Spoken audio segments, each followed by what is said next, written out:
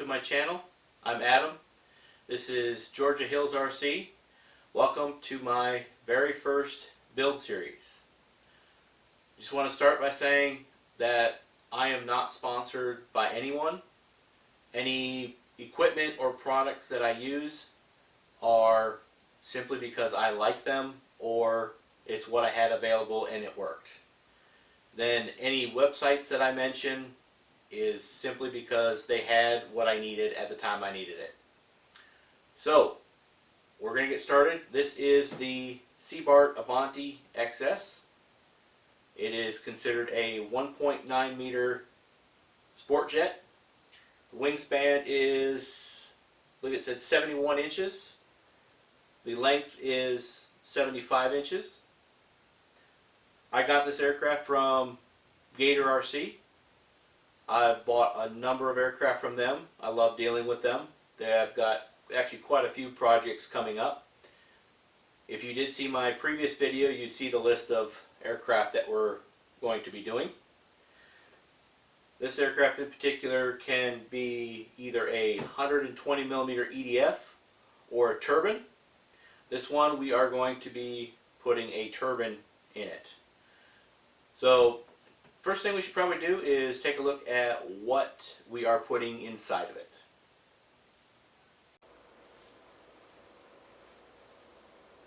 Alright, so here's the equipment that's going in the Sebart Avanti XS.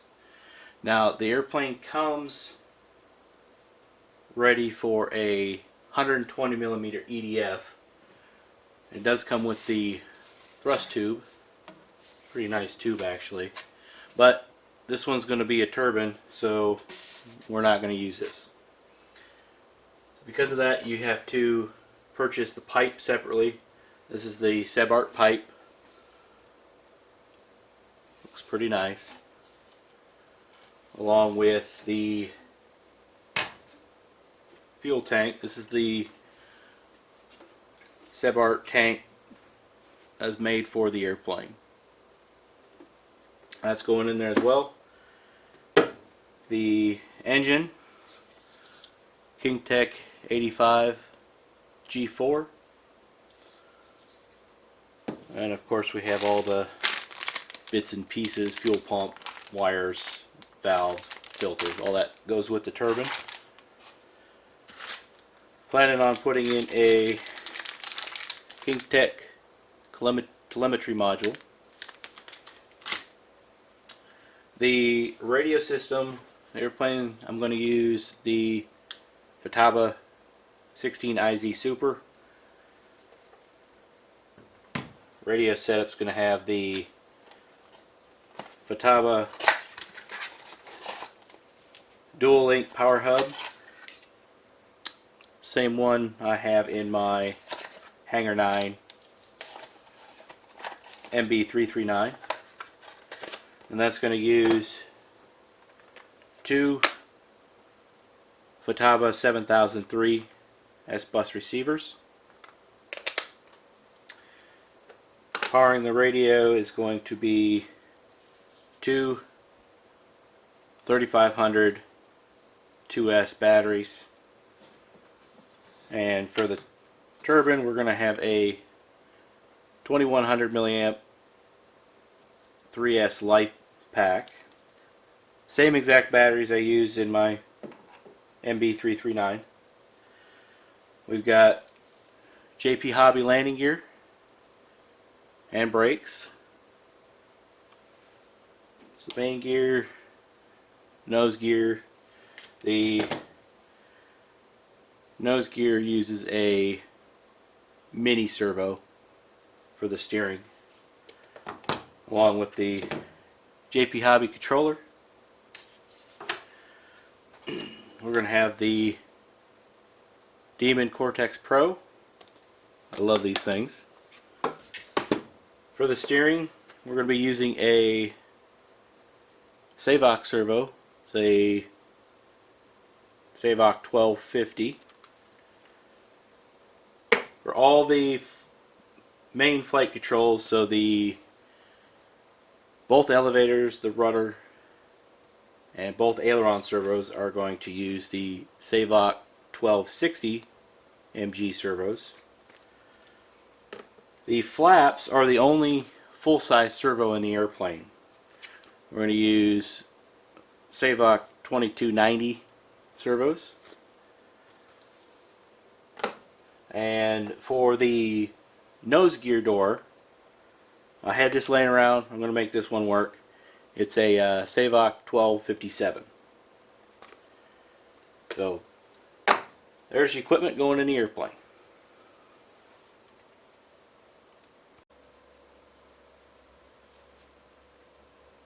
Alright, so here we have the horizontal stabilizers. You see, the first thing you've got to do is glue on the control horns. There is the control horn and a reinforcing plate here. I actually cut out the covering in this area around the plate to give it just a little bit more area to bond to. It's pretty much the same for all the surfaces. All the control horns are all the same on all the surfaces. So I've got the elevators done, the rudder, the flaps, the ailerons. Now the airplane does come with these pin hinges. These are really cheap, and I did not like them at all. They're very flexible. They move a lot. So I swapped them all out to Dubro hinges. These things are a lot nicer, made for a lot nicer surface, or a lot nicer hinged surface. Next thing we got to do is there is a pocket inside for the servo, along with the slot for the arm to stick out. The slots in these Sebart models tend to be a little small, so I have to sand out a little bit of the opening to help my servos fit. This one I've got it sit inside there. It's got a nice little notch in the front to run your servo wire out, and then once you put the surface in, you can stuff it back inside there. So I'm going to get these servos attached, get the arms hooked up, and then the horizontals will actually be done.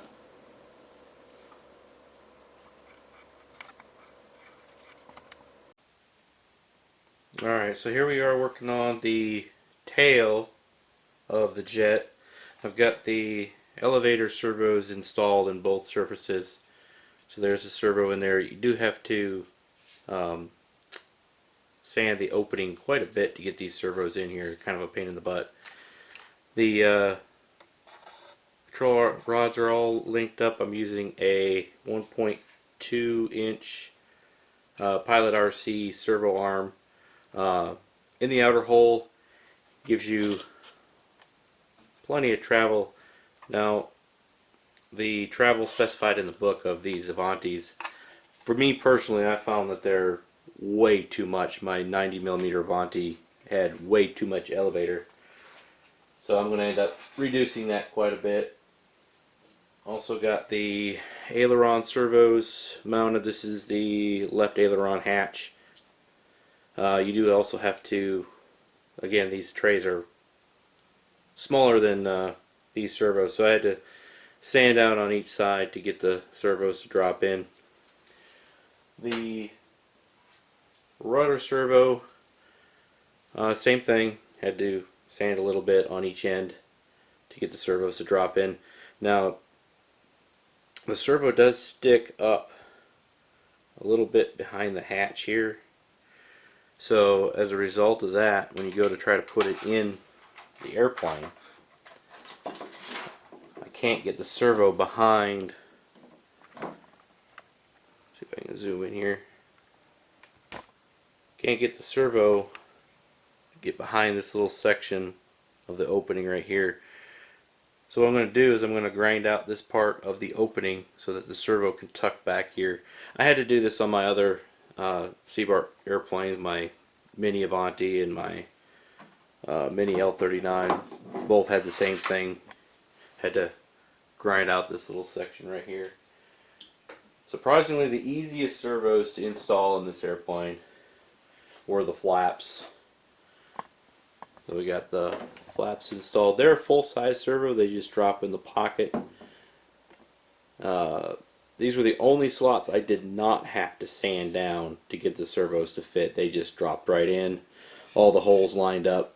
Drop the screws in. Now I just need to make up the linkages for here.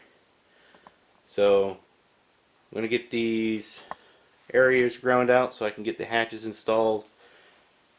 Go ahead and start making up servo extensions to run from the elevators and the rudder forward on the airplane. We'll get those buttoned up and we'll take a look at what we got.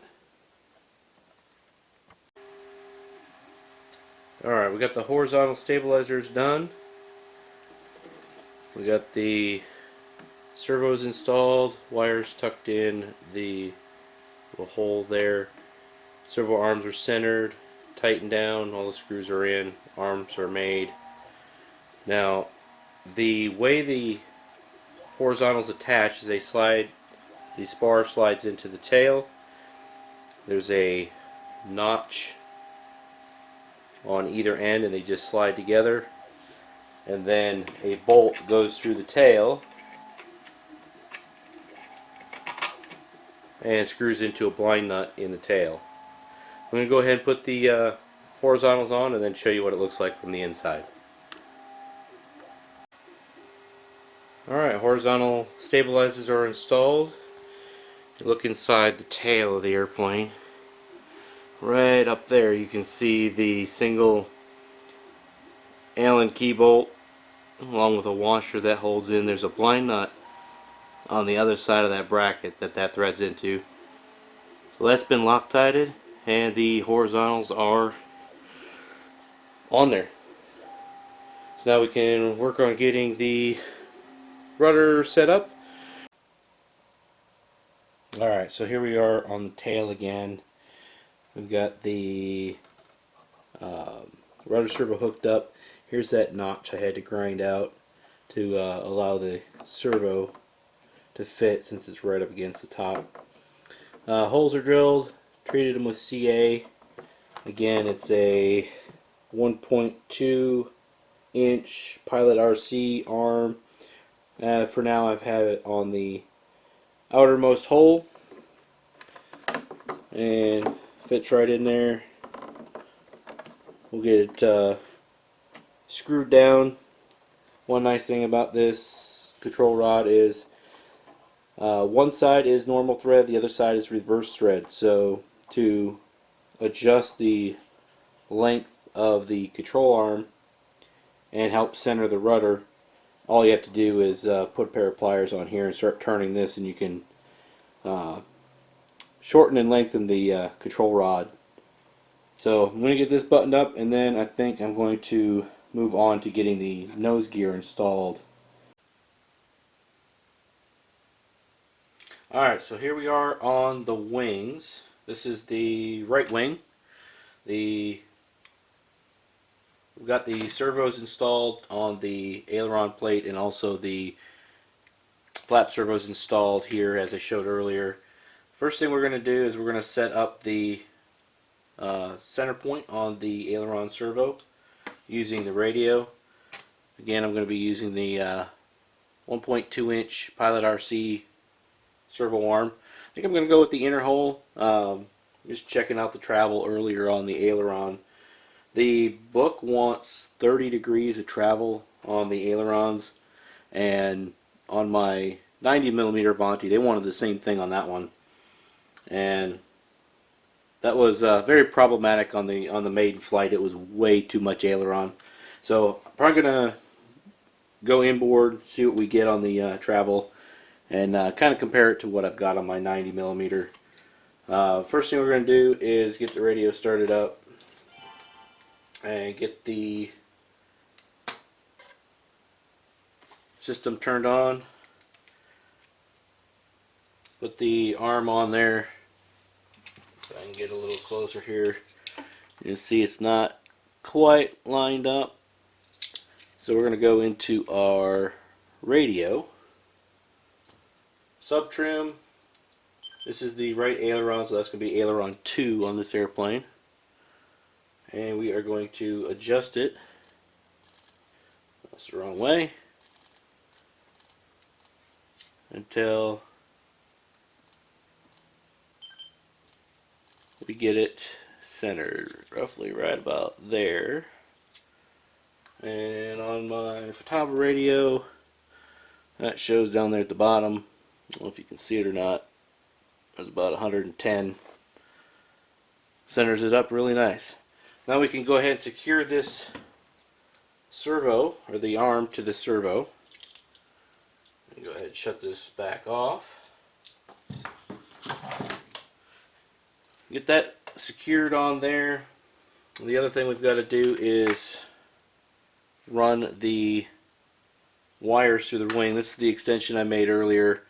We have the gear, brakes, and flap connections, and then a longer one for the aileron. So that's going to come out the wing here. There's a bunch of holes in the wing. We're going to run the lead all the way out to the pocket here. Made it long enough so if I ever have to change the servo, you don't have to fish wires through the wing to reconnect the servos. The other thing we'll have to do is hook up the flap servo, install the landing gear. I will be shortening the wires. There's no need for this much wire on these landing gears, so we'll shorten these up. And then one of the last things we'll do is run the brake lines on the gear and install the main gear door. So I'm going to get this servo hooked up, get the harness installed in the wing, and then we'll come back and take a look at it. Alright, so we've got the harness installed. The aileron servo hatch plate is installed, all connected up. We've got the aileron push rod connected. Again, just like the rudder, once we get everything the way we want it, we can adjust this rod right here, because one side is right hand thread, the other side is left hand thread, so you just have to put a pair of pliers on here and again twist this. That'll help level out your aileron. Next thing we're going to do is hook up the flap linkage. So for that, one side uses the ball link just like the rest of the airplane. The other side uses this little aluminum, I guess it's kind of like a clevis. And then you put that on the servo arm, and it's got this little aluminum pin that slides through, and then on this side there's a groove cut in, and we've got we can't really see them, but the little E-clips clip onto here. So we're going to put this on the flap surface for the servo arm. That's where things are going to change just a little bit. We've got these servo arms. They're Rudder from I got them from A-Main Hobbies. The nice thing about these is the thickness is perfect. So there's just enough room to not be tight, but there's really no slop on these. So these are going to work perfect. The only problem is the hole is for a 2.5 millimeter bolt, and the pin is actually 3 millimeters. So I actually had to go out and buy some metric drill bits because I tried it once and it was either too big or too small. So get a 3 millimeter drill bit. We're going to drill out this outer hole here to allow this pin to go in, and we'll get the linkage set up.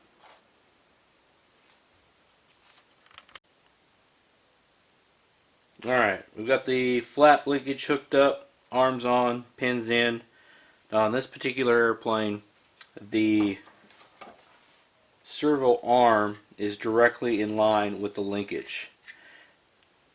some jets will have, or some airplanes will have it so that when the flaps are in the full down position, the flap arm is in line to kind of mechanically lock the flap into place.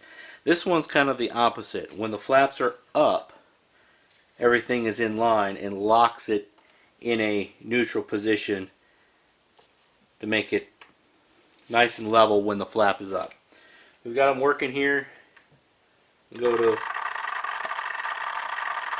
about half flaps. Haven't really adjusted anything yet, so. And then full flaps. So the flaps in the down position are going to use basically the torque of the servo to help hold the flaps into position. These are very high torque servos, so that shouldn't be a problem with these. And I've got them set up on a servo speed delay so they're not fast. And go flaps up.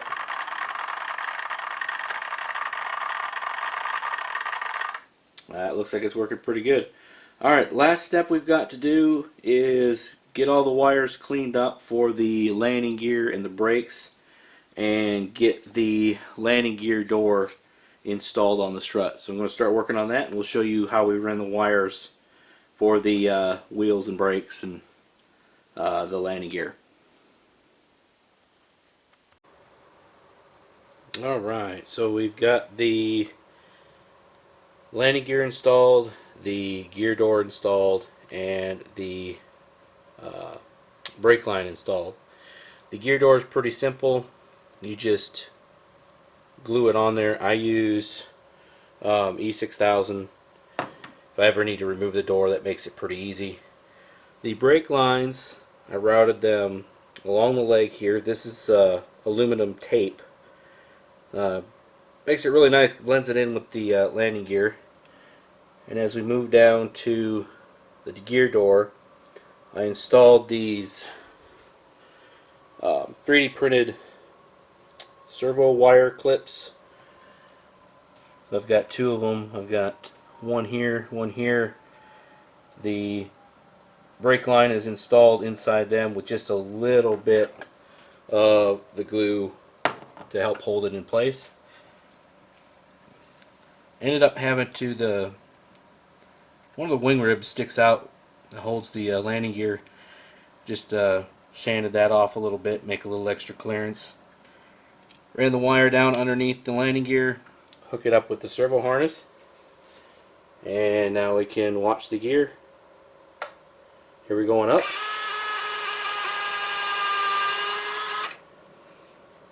The landing gear doesn't sit quite flush. There's nothing obstructing it. I just think that's just the way it is. It sticks up maybe about a 1/16 of an inch, but that should be just fine with this thing. We'll go back down.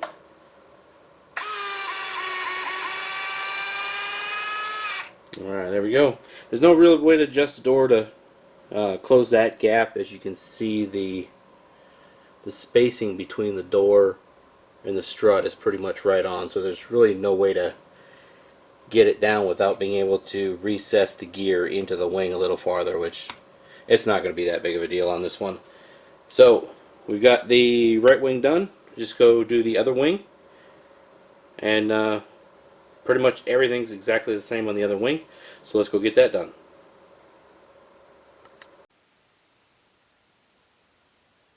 Alright, so here we have the nose gear. I've got it all assembled, ready to go into the airplane. A couple things is, we've got the Savox 1250 servo in here. The dimensions on the servo were like 35.5 millimeters, I believe, from the edge of the case to the edge of the case. Unfortunately, the way JP made this gear, this bracket, it was just a hair under 35 millimeters.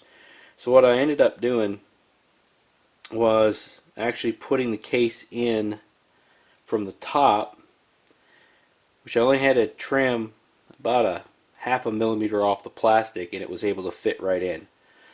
But after doing that, the screw holes did not line up with the servo. The servo is super tight inside here, so we really just need to hold the servo in place. So what I did was expanded the holes, the screw holes, out just a little bit on each end, and I was able to put 2mm screws and nuts. These are Loctited in place, and this servo is very strong, not going anywhere. The arm has been threaded in and Loctited. Control arm has been put in roughly the same distance. Got good travel and should be ready to go in the airplane. So let's go over to the airplane and get this put inside. Alright, so here we are with the nose gear and the front end of the airplane. Notice a little bit of an issue we've got here. When you put the landing gear in, can't quite tuck it back far enough to get the holes to line up. And let me see if I can zoom in here. Right here, where the servo arm, hang on a second, where the servo arm's attached to the nose gear, it's hitting this little angled piece of wood here. What I'm going to do is I'm going to sand out this little spot right here, allow the room for the servo arm, or the steering arm, to clear this bulkhead right here. So I'm going to sand this down and then we'll get this thing put in. So there we go. We've got the notch cut in there, sanded out. The steering arm easily clears it. Once the gear is retracted, we're going to have it set up in the radio that it automatically centers the nose gear and then retracts the gear, and then the steering servo will not work while the gear is retracted. So we just needed to make sure that this was clear so that the gear could retract.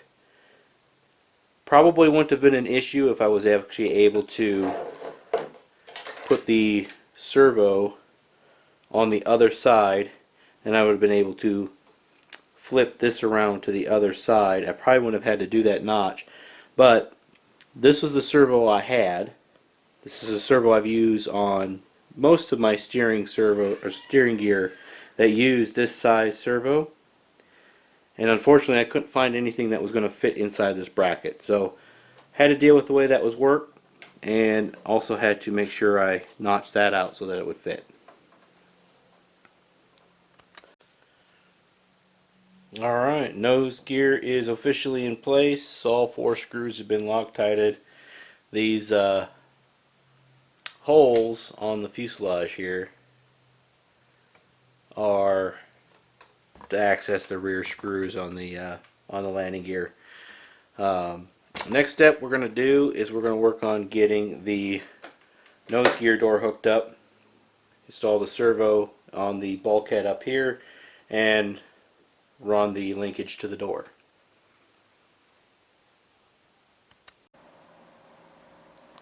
Alright, so the last servo we needed to install was the nose gear door servo. Now this servo is 35 millimeters long. The opening is only about 32, so all I had to do is sand up, open the opening a little bit, fit in there just nice.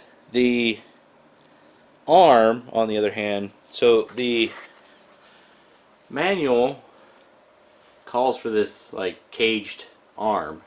It was not included in the kit, so I was having trouble getting the dimensions right on the servo arm so that it wouldn't bind when the door opens and closes.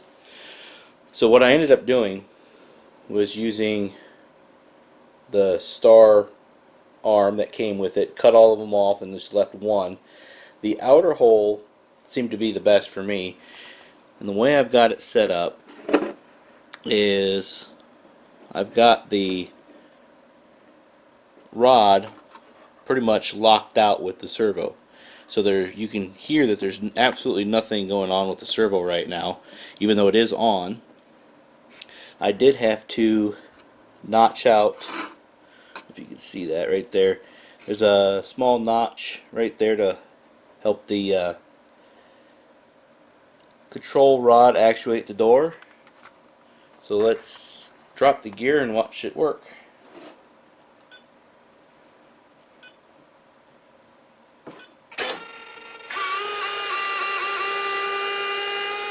Gear goes down and the door should close. There we go. Everything looks good. We'll go take the gear back up.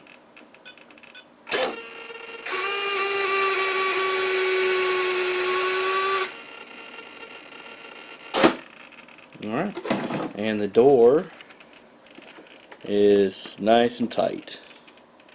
So there we go. That's our last servo to install. I think that's going to wrap it up for this video. Give me a second, we'll go over what we did on this video, and then go over what we're going to do on the next one. Alright, so we did get quite a bit of work done in this video. We've got all the control surfaces and control horns glued on. We got all the servos installed, all the elevator, rudder, everything in the wings. We got the nose gear servo put in, all the landing gears in. We ran all our wires from the tail. We got them coming up here again. Let's see if we can get that. We've got our connectors on the outside. We've got our wires run through the tube in here. We got them run up to the front here. So later on we're going to deal with the mess of wires that we've got. So hope you enjoyed video number 1. The next video is going to be focusing on getting the turbine installed in the airplane. Thanks for watching, and stay tuned for the next video.